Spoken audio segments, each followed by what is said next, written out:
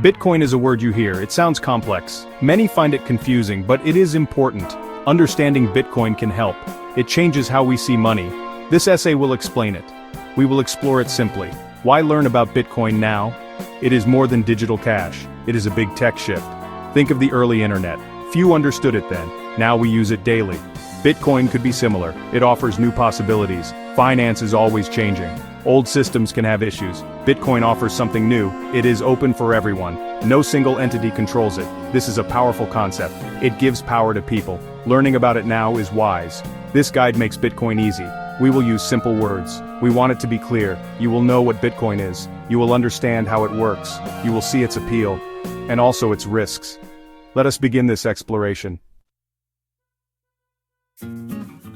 What is Bitcoin fundamentally? It is digital money. It exists only on computers. You cannot hold it like a coin. It is a new kind of currency.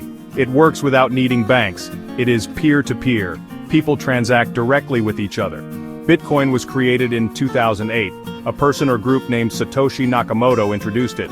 Satoshi's true identity remains unknown. This mystery is part of Bitcoin's story. The goal was a currency free from central control. It was a response to financial system flaws. It offered a new form of trust, based on code, not institutions. Satoshi published a white paper. This important document explained Bitcoin. It described a peer-to-peer electronic cash system. The first Bitcoin software was released in 2009. This action started the Bitcoin network. The first block of transactions was mined then. This block is known as the Genesis block. It was the very beginning. Bitcoin is decentralized. This is a very key feature. No single bank or government controls it. Instead, a global network of computers runs it. Thousands of these computers participate worldwide. This structure makes Bitcoin strong and resilient. It is open for anyone to join. This openness is fundamental to its design. How does Bitcoin work without banks? It uses a special, clever technology.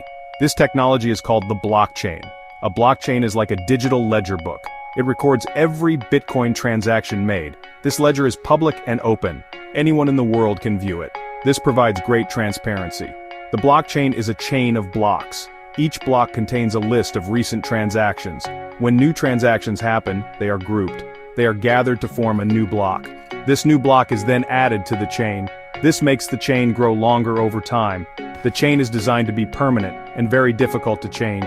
Who adds these new blocks to the chain? People called miners perform this important work. Miners use powerful, specialized computers. These computers solve complex mathematical problems. Solving the problem validates the transactions. It also creates brand new Bitcoins. This entire process is called mining. It keeps the Bitcoin network secure.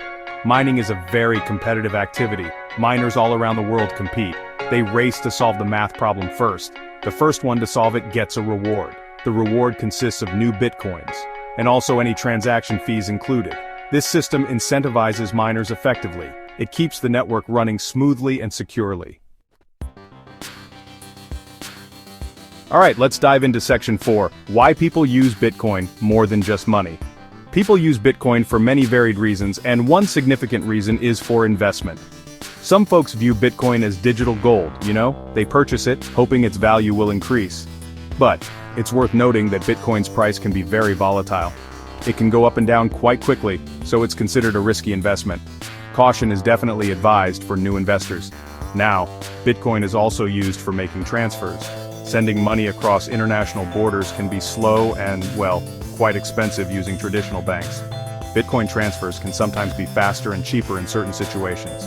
This is particularly useful for international payments, as it helps people send funds worldwide with fewer intermediaries involved.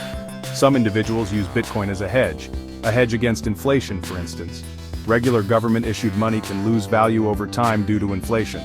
But Bitcoin has a strictly limited supply, with only 21 million Bitcoins that will ever exist.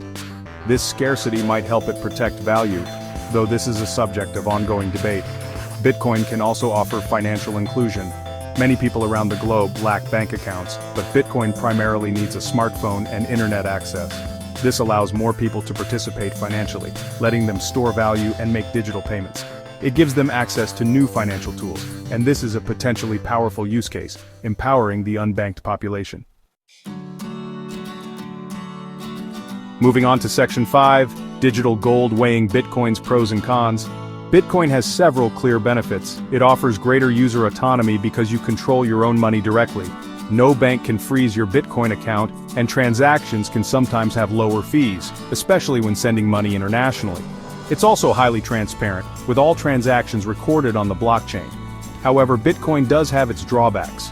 Price volatility is a major concern, as its value can change dramatically and unpredictably. This makes it risky for everyday savings. Transactions are not always instant. They can take time to be confirmed, sometimes minutes, sometimes even longer, depending on network congestion. Using Bitcoin can be complex for beginners. Understanding wallets and security is vital because if you lose your private keys, you lose your Bitcoin. There's no central support line to call, and scams and its use in illicit activities are concerns, though traditional cash is also used for this. The technology is still relatively new and continues to evolve rapidly. Bitcoin represents a significant innovation, pioneering decentralized financial technology. It challenges how traditional financial systems operate, and it's very important to understand it. But one must also approach it with caution. Always do your own thorough research and understand the risks before using or investing. The future of Bitcoin is still being written.